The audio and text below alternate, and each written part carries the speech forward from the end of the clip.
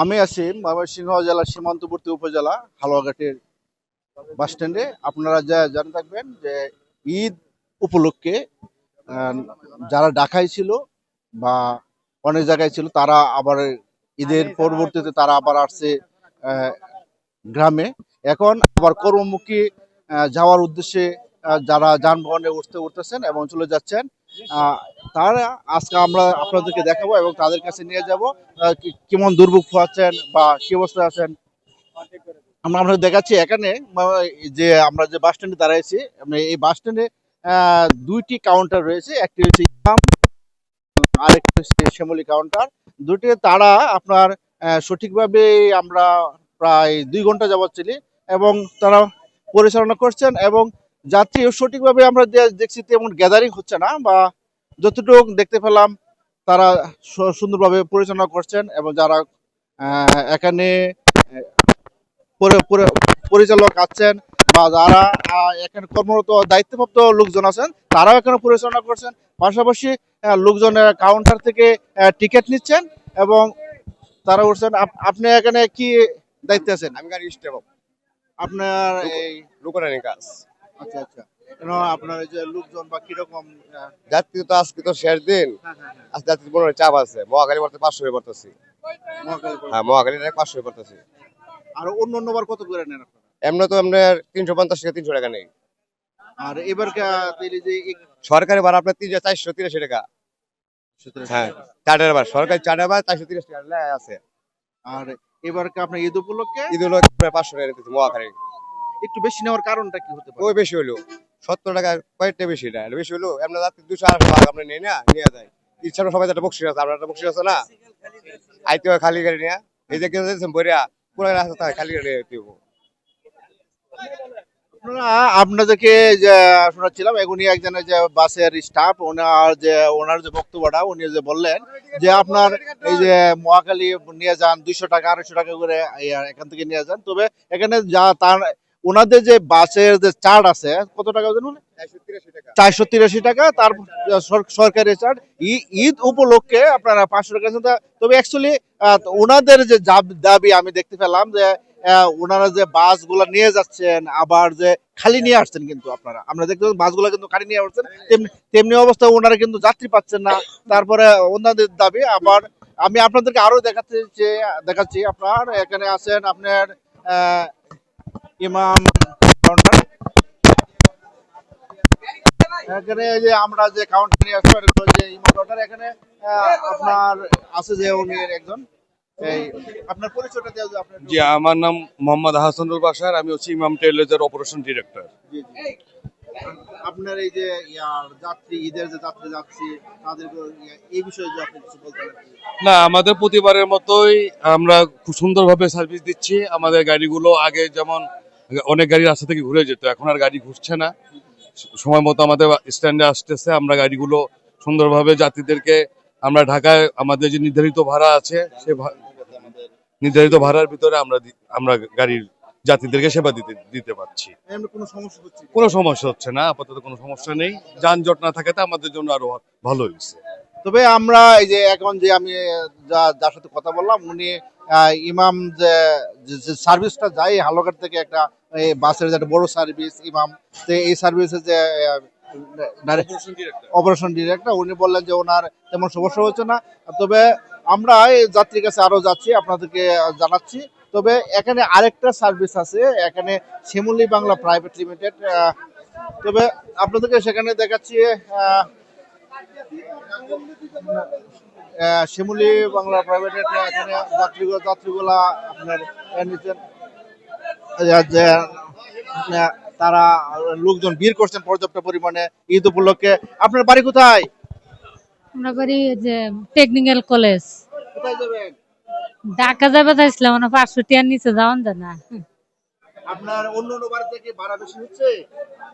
না না, আমার মানে আনছি 500 টাকা, হে ন যাইতে আমার 100 টাকা লাগবো। কইছিলাম 450, নেই নাই, এর লেগে বসে রয়েছি। ওনারা কত চাচ্ছে? 500 টাকা। 500 টাকা করে চাচ্ছেন। আগে আগে কত টাকা দিয়ে যাইতেন? আগে তো যাইতাম 250 করে। আমরা একজন যাত্রীর কাছে এখন জানলাম যে উনি আগে 250 টাকা যাচ্ছেন, এখন 500 টাকা এই যে বলতেছেন এরকম যেতে পারছেন না। আর ওনার টাকা পয়সা নাই, একটু অসহায়ত্ব যে বলছেন।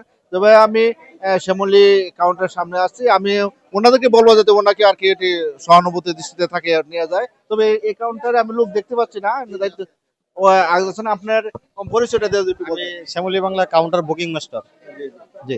আপনার এখানে লোক যে আছে এই ঢাকামুখী যাচ্ছে বা কোনো সমস্যা হচ্ছে কিনা? না, আমরা শান্তিপূর্ণভাবে যাত্রীদেরকে সহযোগিতা করার জন্য চেষ্টা করতেছি। এখন অবধি কোনো বিশৃঙ্খলা সৃষ্টি হয় নাই। আমরা সরকারি যে ভাড়া, নির্ধারিত ভাড়া, ওই ভাড়ায় নিচ্ছি আমরা। তবে আমি যতটুকু শুনলাম যে আপনার আগে ভাড়া না কম না, দিতেন। আগে ভাড়া 483 টাকা ছিল, যাত্রীরা দিত না ভাড়া, 250-300 টাকা করে ভাড়া দিত। তা আমরা হলো সার্ভিস বেশি হওয়াতে, গাড়ি বেশি হতে বাধ্য হয়ে আমরা নিতাম ভাড়াটা। তো অরিজিনালি ভাড়া 483 টাকা, মহাখালী পর্যন্ত ভাড়া। জি। যাই হোক, ওনারা এখন 483 টাকা যে ভাড়া ওনারা বললো, কিন্তু তবে আপনাদের কি আমি জানাতে চাচ্ছি যে 500 টাকা করে এখন নিচ্ছেন। তবে ঈদ উপলক্ষে একটু আগে যে আমি এক কর্মকর্তার সাথে বলছিলাম, উনি বললেন যে ঈদ উপলক্ষে একটু হয়তো 17 টাকা বেশি, এরকম তাদের আর কি দাবি অ্যাকচুয়ালি। তবে আপনাদেরকে আরো আমি দেখাচ্ছি, আমি নিয়ে যাচ্ছি। আমরা প্রিয় দর্শক, আপনারা দেখতে থাকেন যে আমরা এখন যে আছি এই শ্যামলী সার্ভিসের এইদিকে। তবে আমি আপনাদের কাছে আরো জানাবো, যারা ঢাকামুখী যাচ্ছেন, ভিড় করছেন লোকজন এবং আসছেন নিয়ে যাচ্ছেন। ভাইজানের বাড়ি কোথায় আপনার? মিরপুর 10 ঢাকা। মিরপুর 10। 10 জি। এখন আপনার বাড়িতে আসছেন ঈদের মধ্যে? হ্যাঁ, ঈদের ভিতরে আমরা বেড়াতে আসলাম, আমার মামার বাড়িতে বেড়াতে আসছি। ঠিক আছে, আমরা কয়দিন বেড়াইলাম, এখন আমরা ঢাকার উদ্দেশ্যে রওনা দিচ্ছি। ঠিক আছে, যাওয়াতে কি আপনাদের কোনো যাওয়াতে আসলে অ্যাকচুয়ালি ভাড়া আমরা যে রেঞ্জে আসছি, এখন একটু যাওয়ার পরে একটু ভাড়াটা একটু তুলনামূলক একটু বেশি দেখতেছি। আমরা আসছি 300 টাকা 250 টাকার রেঞ্জে, কিন্তু এখন 500 টাকা করে নিতেছে। এখন কাউন্টারে তারা বলতেছে, বলে ফিক্সড 500 টাকা। এখন বাধ্য হয়ে তো আমরা যেতে হবে ঢাকায়, সবাই ব্যস্ত থাকে, ঢাকায় তো অবশ্যই যেতে হবে, জয়েন করতে হবে, থাকতে হবে। সিট পাচ্ছেন? হ্যাঁ, সিট ইনছে না, সিট পাচ্ছি, কিন্তু আমরা যদি আমরা সুটেবল সিট হয় তাহলে আমরা যাব। ঠিক আছে, না হলে একটু ডিলে করবো, আমরা ভালো সিটেই যাব। ঠিক আছে।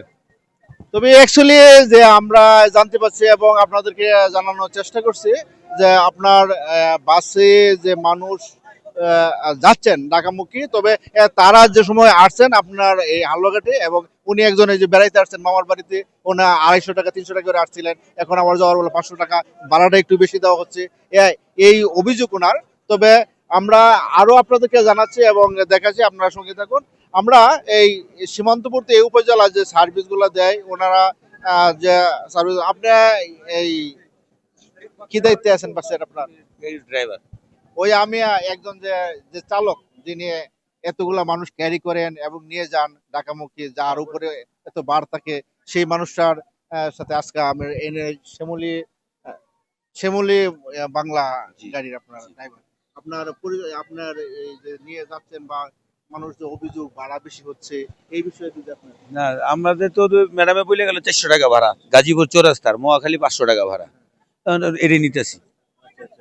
তবে আমরা দেখতে পাচ্ছি যে এখানে আসছেন আমাদের হালুয়াঘাট উপজেলা সহকারী কমিশনার ভূমি, এক্সিকিউটিভ ম্যাজিস্ট্রেট। উনি বাস দেখতেছেন 2-3 দিন যাবত এবং তদারকি করছেন, এবং আপনার ভাড়া বেশি না কম এগুলাও করতেছেন। তারপরে আমরা আরো দেখতে পাচ্ছি একজন আছেন আপনার আমাদের পুলিশ প্রশাসন, হালুয়াঘাট উপজেলা পুলিশ প্রশাসন।